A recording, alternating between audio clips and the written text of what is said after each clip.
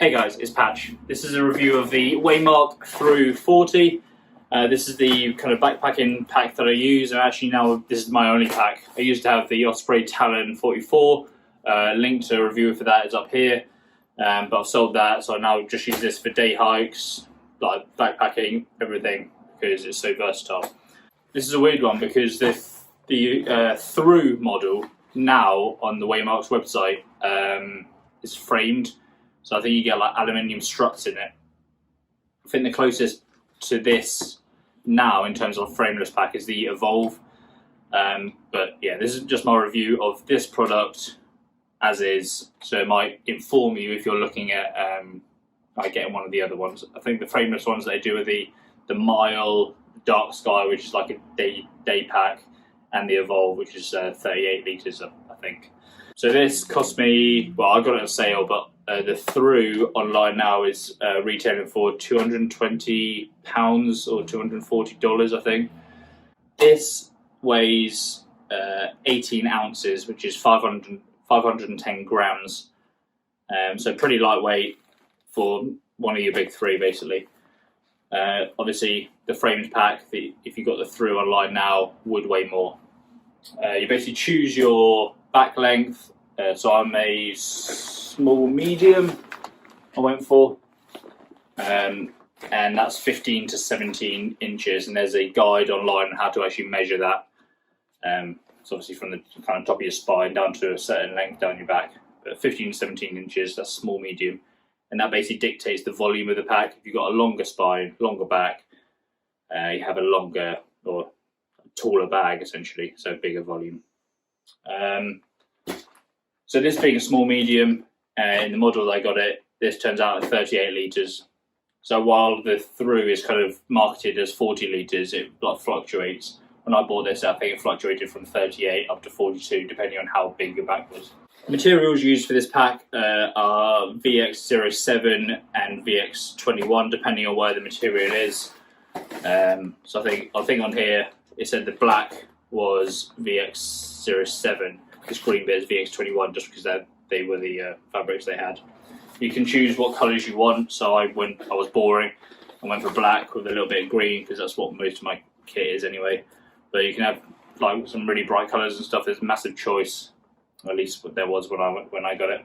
And then when you're buying this as well, you can choose to have like additional accessories, etc. So you can get kind of stretchy pockets that are fastened onto the shoulder straps to hold like a small bottle or like snacks, etc. You can also get hip belt pockets. I'll go on the hip belt, alarmingly enough, and they've got like etc. all your snacks or like a little camera or whatever. You can put your phone, etc. in there. I didn't go for those just because I keep all my stuff usually in my shorts. I've got elastic pockets in there, so I didn't need any extra like storage like on my person. But there's good options, and you can also, if you're planning on carrying like a heavier pack, you can get a padded hip belt as well. So instead of this like 1 inch removable webbing hip belt, you can get a padded one. That's obviously more comfortable when you're carrying heavier weights. This is my first real kind of frameless pack that I've invested some money in. I did a review ages ago on one that I got off AliExpress. I'll put that up there. But that was only about £40, so it kind of fell apart a bit and wasn't that good quality. But this is put some money into it, and this is my first kind of proper like sustainable use backpacking but frameless pack. So yeah, I've got this packed up as I would carry it pretty much. I mean, I've got my hiking kit in there with my shoes as well. The only thing I haven't got in here is my quilt because I didn't want to bother packing it in to take it out to store it. If you're going to store it, I'll loft it up, obviously. So yeah, I'll just talk through the pack, talk through what I like, what I dislike about it, and then hopefully that will inform you if you're looking for something similar. So frameless pack, like I spoke about, so no basically internal frame. This is basically just a sack, just a bag, like a kind of big dry bag essentially, that's what it is. We've got all the kind of adjustments that you get on like a normal Osprey bag, etc, etc. So you've got lifter straps on the back here, you've got daisy chaining down the shoulder straps, sternum strap with a Fastex buckle and a whistle on the front here. That's adjustable and it's elastic, so it kind of stretches with you. This model has a 1-inch removable hip belt. You can elect to buy it without this, or obviously you can get it with and then just remove. I usually use this if it's like at full weight, so if I've got like a few days of food in there and like full water bottles, then I use this. But it's pretty comfortable if I'm just carrying like my basic here with like one day's worth of food, etc. Just not using this. Yeah, obviously adjustable shoulder straps. I've taped these up because, you know, just annoying them all flapping about. These I'm probably not going to change that much, so I'll just tape those up. When I bought this, there was an option to have either a single or a Y strap going over the top. I went for the Y strap.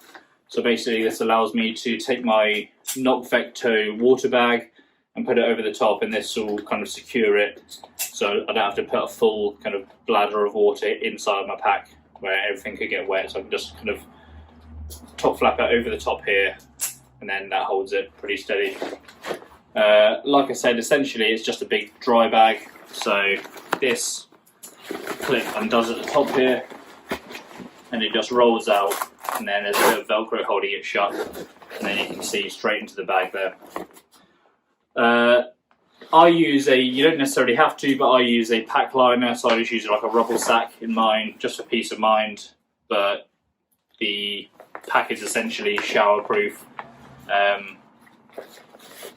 so you'd probably be alright not using one, just for peace of mind, especially in the UK. Now obviously you've got a carrying handle on the top there. In terms of other features, we've got 2 loops at the bottom here to hold up to 2 walking poles, and then they kind of, as is here, strap up there, so that's not moving at all. And then on the other side there's a loop and another elastic here for an ice axe, so you put the handle down and fold it up and fasten it up here if you're going somewhere that you need an ice axe. On the front here, is one of my favourite things about the pack, is just a massive elastic pocket. It goes all the way down to the bottom here. Yeah, really love this. You can just stuff so much in there that you don't have to bother about going in and out of the pack, like undoing it all, rolling it out, getting into your dry bags and stuff like that. So yeah, I keep my number 2 kit, my diddy bag, my waterproof jacket, and my tent stakes, because they're often wet and dirty. Just keep them on the outside here. And also I don't want them puncturing my dry sack inside. So yeah, and that's just carabined onto a loop here. Around to the sides then, so you've got 2 big side pockets, enough to hold 2 water bottles each, so that's quite easy. I just have one each side because I only carry 2 bottles, and then I have either my tripod, which I'm using now, or my, and the other side I have my water kind of filtration kit, so my Soy Micro and my Knock-Vecto water bag. So yeah, they're massive, and what's good about them that a lot of bags don't have is that you can actually reach your bottles without having to take your pack off. So if you don't like using a camelback, then you can just reach back, grab the bottle out, take what water you need and put it back in without having to stop, take the bag off, etc. That's a big plus for me. And then on the sides you've got these kind of tightening straps. You can attach stuff to it if you're that kind of person. And yeah, just kind of cinches everything in. Okay, so moving on to things that I really like about this pack. I just like the kind of minimalist kind of design and usage of it. So, like I said, it's just one big sack. So, obviously, you can pack it how you want, but you don't have to overthink about what goes in what compartment. And you know, in my old Osprey pack, there was like the brain that goes over the top. But actually, I don't think you could remove that on that one. But that went over the top, so you had a pocket on the top, pocket underneath, like a mesh pocket. You had side pockets, then you had like a front mesh pocket as well. And like pockets, it came with hip belt pockets. But this, basically, everything you don't really need throughout the day is inside, like your tent, you know, your food you don't need to the evening maybe. Then you got your water on your side, and then things you just need to grab quickly are in this front mesh pocket. So it's just easy to use. Like I said before, this mesh pocket is one of my favourite things. Like you can easily, don't need to go into your bag to get it. Just whip out your waterproof or whatever you want to keep in here when the weather changes, which is a lot in the UK. This is also good because if you've got some wet kit, you can kind of put that in here, and then if it's like a sunny day the next day, as you're walking, like you've got wet socks or whatever, they can like dry off and not be all going all mouldy and horrible inside your pack. So at least while this doesn't look that breathable, it is like a mesh. It's not like netting, but it's like a mesh, so it is like water would drip out the bottom of this. So obviously this bit wouldn't be waterproof. So anything you want to put in here, like make sure it's waterproof. So my divvy bag is in a resealable bag.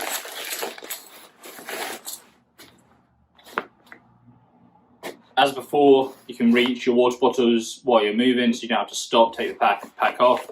And these are massive as well, these side pockets. One thing I've seen before is, yeah, side pockets are just like too small, so you can fit a bottle and that's pretty much it. But you can fit all your snacks for the day in like one of these, and then your water filtration stuff in the other one. You know, you've got a lot of options because the pockets they've chosen to put on are so big. You can choose to use it as is, compared to other bags where they give you like lots of little pockets, so you can you're kind of hamstrung in what you can actually fit inside them. And then the frameless, it being a frameless pack, I thought it would be less comfortable than a framed one, but it's actually not. As long as you aren't carrying like 20 pounds or more of stuff in here, this will be absolutely fine for you. I would have thought. There is guidance online, so don't take my word for it as to what weight you can kind of go up to. And if your base weight is kind of too high, they'll say use one of their framed packs. But yeah, I thought it would be less comfortable than it was. With my AliExpress like frameless pack, I put like a folded up roll mat down the back here to basically act as a back panel.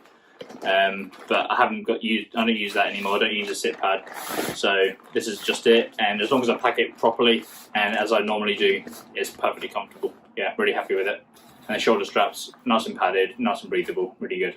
The last thing I really like about packs like this, and this pack specifically, is like I showed you before, how you open it up. You can kind of adjust depending on how much stuff you've actually got. So obviously that's rolled down more now because I don't have all my food, don't have my quilt in it, etc. But if I had 5 days worth of food and my quilt in there, yeah, it might be rolled up this much, but the bag would still be full. What I really hate is when you go out on like a day hike or something and your bag's basically half full because you don't need a tent and all this stuff. But here you can basically roll it down as much as you want, and the bag basically still looks full and feels full and just rides on your back a bit better. So the actual adjustable height, or the adjustable volume, I know it's only that much, but it makes a difference. That's just a really useful bit. If you had like an Osprey bag, I'm not picking on Osprey here, that's just because they're the bags I've used before. And they're great bags, but they just do different things to frameless packs. Yeah, and obviously you can only roll it down as much as the top of the shoulder straps, because otherwise you'd be rolling it and the shoulder strap would be coming with it. But you know, it's really good being able to roll it down depending on how much you're actually using and how much volume you need. So depending on what kit you actually carry, you've got a lot of leeway in terms of how much volume you actually need from the pack. Okay, so things I don't necessarily like about the pack, sticking with the frameless back section. If you've ever used an Osprey pack before, it will have like some kind of airscape bit that kind of ventilates your back. And if you're a sweaty person like I am, this will be like, you have to get used to this, because this material is just against your back like the whole day, and there's no obviously ventilation. So you've got this whole section of material against your back, no air flow between your back and it. So your back's just going to get sweaty, and you're just going to have to deal with that. So that's something I don't really like, but essentially, like, it's unavoidable, isn't it? So, and I had the same thing to a slightly lesser extent with bags that are designed to avoid that. And to be honest, that's pretty much the only thing that I could specifically say is a bit of a hassle or a bit like annoying with this pack. It's served me great so far. I've had it about 18 months to 2 years, can't really remember. But yeah, it's been really good so far. So yeah, they're the few things that I really like about this pack, and the one thing that I kind of don't. Had it a decent amount of time now, it's serving really well.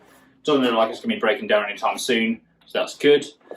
When I got this, obviously this is a US company, I forgot to mention, so if you're in the UK, you obviously have to pay your import tax and all the duties and all the stuff to get it delivered, so think about that before you buy it. If you are a UK customer, there is a UK company that I actually found out after I bought this, called Atom Packs, they have a shop in the Lake District. Can't remember exactly where. I think it's Keswick or Ambleside. I'll put that somewhere. But if you're in the US, there's plenty of companies, Z-Packs, etc. So do your research, find out what will work best. But my personal recommendation of this pack is really good for day hikes up to kind of through hiking level.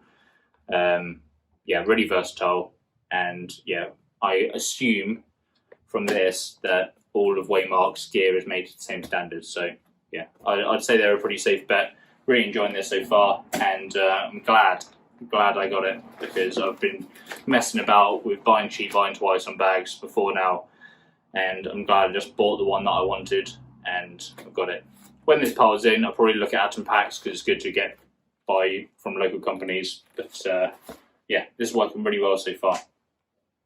So if you've got any questions, if you got this pack yourself or one similar, put your experiences down in the comments. And yeah, I'll try and answer any questions that you have so far. So thank you very much for watching, and wait out for the next video.